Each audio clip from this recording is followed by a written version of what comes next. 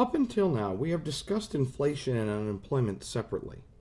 But inflation and unemployment often move at the same time, and sometimes they are linked together. Changes in the economy that reduce unemployment sometimes also increase inflation. And efforts to reduce inflation sometimes create more unemployment.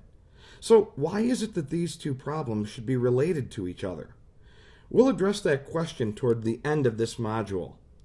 Our first step, though, is to understand why the economy almost always has at least some inflation and some unemployment. So we will explain how changes in aggregate demand and aggregate supply affect both unemployment and inflation. Then we'll discuss the short-run trade-off between unemployment and inflation. And then finally, we'll conclude this module by describing a concept called stagflation. So let's begin here. A certain amount of unemployment and inflation can be considered part of the normal workings of the economy. You've already learned why the unemployment rate can never drop to zero. As long as the economy is growing and changing, there will always be some frictional, seasonal, and structural unemployment. So even when the economy is performing well, some unemployment always remains. Well, the same is true of inflation. Even when the economy is performing well, there is usually some inflation. This ongoing inflation arises from our past experience of inflation. The process works like this. When prices have been rising at a certain rate, employers and workers come to expect inflation to continue at the same rate in the near future. As a result, workers want their wages to grow at least at that rate, in order to maintain the purchasing power of their incomes. Although higher wages mean higher costs for firms, the firms are generally willing to pay the higher wages. Why is that? Because they expect to be able to raise their prices in the coming year, giving them more revenue from which to pay the higher wages. As wages rise and prices rise to cover higher costs, the expected inflation becomes a reality. Ongoing inflation can be a self-fulfilling prophecy, which occurs when a prediction comes true primarily because people believe it will. In this case, inflation often continues as in the past because everyone believes it will and acts accordingly. Their actions bring about the inflation they predicted. But what causes unemployment or inflation to change? The most important cause is the business cycle, which is most often driven by changes in aggregate demand. So how does aggregate demand affect unemployment and inflation? In the last chapter, you learned that a drop in aggregate demand is a common cause of economic contractions. When aggregate demand declines, firms don't sell as many goods and services, so they produce less. Production is too low to justify employing everyone who wants a job. The unemployment rate rises above the natural rate brought about by frictional, seasonal, and structural unemployment. Now, we have cyclical unemployment as well, and we have a contraction caused by a decrease in aggregate demand. Changes in aggregate demand can also cause the unemployment rate to fall. As aggregate demand rises and people buy more goods and services, firms increase production and hire more workers. The unemployment rate drops and we enter an expansion. This is familiar ground from the last chapter.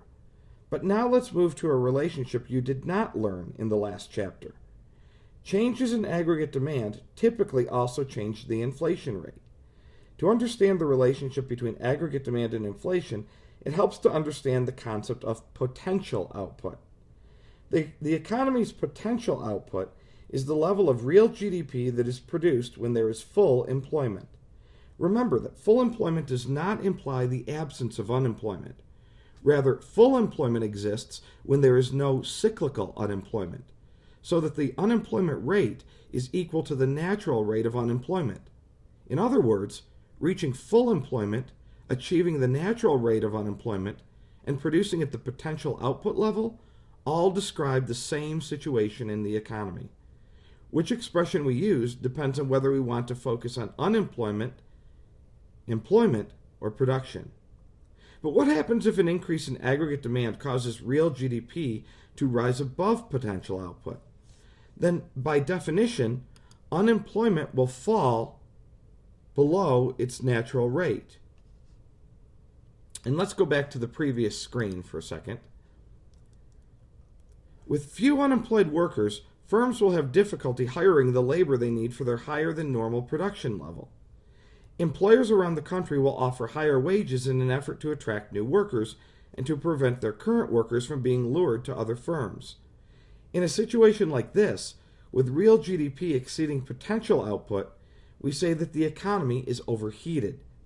The added demand for goods places upward pressure on prices, and the scarcity of available workers places upward pressure on wages.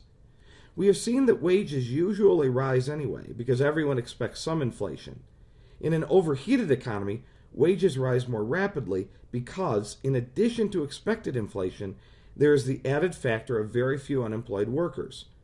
With wages rising more rapidly, firms' costs rise more rapidly as well, causing them to raise their prices more rapidly. The elevated demand for goods and the rising cost of workers thus bring the inflation rate above its previous level. The opposite happens when a decrease in aggregate demand brings real GDP below potential output. In that case, the weakened demand for goods places downward pressure on prices. Unemployment rises above its natural rate, and jobless workers have difficulty finding jobs. Competition among workers for scarce jobs means that employers can pay lower wages to the smaller number of workers they need. With lower wages, firms' costs fall, allowing them to charge lower prices as they compete for customers. The lower demand for goods and the decrease in costs thus cause the price level to fall. Finally, when real GDP is equal to potential output, the unemployment rate is equal to its natural rate. In that case, the unemployment rate is neither artificially high nor artificially low, and wages need not rise or fall as the result of a shortage or surplus of available labor. At the same time, there is no upward or downward pressure on the price level as would result from a change in aggregate demand that caused real GDP to differ from potential output. So there is no reason for the inflation rate to change. It is the effects of changes in aggregate demand that send unemployment and inflation in opposite directions. So if you look at the figure in front of you, this helps to summarize the relationship. Notice that an increase in aggregate demand causes unemployment to fall and the price level to rise by the shifting of the demand curve to aggregate demand 2. That results in inflation because prices go up. But the lower unemployment comes from a heightened need for workers to keep up with the higher demand for goods and services. So inflation occurs for two reasons. First, the increase in aggregate demand causes the real GDP demanded to exceed the real GDP supplied at the original price level, and this excess demand places upward pressure on prices. Second, with fewer unemployed workers, firms have to pay more to attract additional workers and must charge higher prices to cover the higher costs. In the opposite direction, as you can see from this graph, when we have a decrease in aggregate demand, from aggregate demand 1 to aggregate demand 2, the demand curve shifts to the left. And this causes the price level to fall, resulting in deflation. The rise in unemployment results from the decreased number of workers needed to satisfy the weakened demand for goods and services. So deflation occurs for two reasons. First, the decrease in aggregate demand brings the real GDP demanded below the real GDP supplied at the original price level. This creates a glut of goods and places downward pressure on prices. Second, with more unemployment, competition among workers for jobs causes wages to rise more slowly or even to decrease, and lower labor costs for firms allow lower prices for consumers. In the long run, regardless of what happens to aggregate demand and the price level, the economy returns back to the potential output level and the natural rate of unemployment. Thus, the trade-off between unemployment and inflation is temporary, as are the effects of changes in aggregate demand on real GDP. So far, we've discussed changes in real GDP caused by changes in aggregate demand. But in the last chapter, you learned that aggregate supply can also change real GDP and even create a recession. A decrease in aggregate supply, sometimes called a negative supply shock, occurs when firms' willingness or ability to produce goods and services at any given price level decreases. Negative supply shocks can be caused by increases in oil prices, wars that destroy capital and disrupt production, or bad weather that destroys crops. When a negative supply shock hits, output falls, and fewer workers are needed. This causes unemployment to rise, and at the same time, the negative supply shock raises production costs for firms around the country. For example, when oil prices rise, every firm must pay more for its energy, for plastic, which is made using oil, and for transportation services. With higher costs, firms raise prices more than usual, and the inflation rate rises. The rise in inflation occurs at the same time as the rise in unemployment. Notice that with a negative supply shock, unemployment and inflation no longer move in opposite directions. Instead, they have a positive relationship. When the economy is sluggish and unemployment and inflation rise together, the economy is said to experience stagflation. The term stagflation is a combination of stagnation, because GDP is stuck at a low level, and inflation, because prices are rising.